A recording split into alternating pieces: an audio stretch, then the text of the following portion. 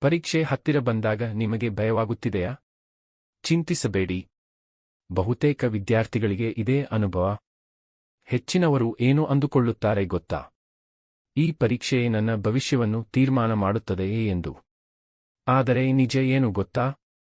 ಪರೀಕ್ಷೆ ನಮ್ಮ ಬದುಕನ್ನು ಪರೀಕ್ಷಿಸುವುದಿಲ್ಲ, ನಾವು ಎಷ್ಟು ಸಿದ್ಧತೆ ಮಾಡಿಕೊಂಡಿದ್ದೇವೆ ಅನ್ನೋದನ್ನು ಮಾತ್ರ ಪರೀಕ್ಷಿಸುತ್ತದೆ. ಭಯ ಯಾವಾಗ ಹೆಚ್ಚಾಗುತ್ತದೆ ಗೊತ್ತಾ?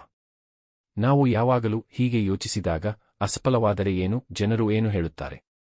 ಆದರೆ ಹೆಚ್ಚು ಸಾಧನೆ ಮಾಡುವ ವಿದ್ಯಾರ್ಥಿಗಳು ಬೇರೆ ರೀತಿಯಲ್ಲಿ ಯೋಚಿಸುತ್ತಾರೆ. ಅವರಿಗೆ ಭಯವೇ ಇಲ್ಲ ಅಂದಲ್ಲ, ಅವರು ಚಿಂತಿಸುವುದಕ್ಕಿಂತ ಸಿದ್ಧತೆ ಹೆಚ್ಚು ಮಾಡುತ್ತಾರೆ. ನೀನು ಓದುವ ಪ್ರತಿಯೊಂದು ಪುಟ, ಬಗೆಹರಿಸುವ ಪ್ರತಿಯೊಂದು ಪ್ರಶ್ನೆ ನಿನ್ನ ಆತ್ಮವಿಶ್ವಾಸವನ್ನು ನಿಧಾನವಾಗಿ ಹೆಚ್ಚಿಸುತ್ತದೆ. ಆದ್ದರಿಂದ ನೆನಪಿಟ್ಟುಕೋ, ಚೆನ್ನಾಗಿ ಸಿದ್ಧತೆ ಮಾಡಿಕೊಂಡರೆ ಭಯವೇ ನಿಧಾನವಾಗಿ ದೂರವಾಗುತ್ತದೆ.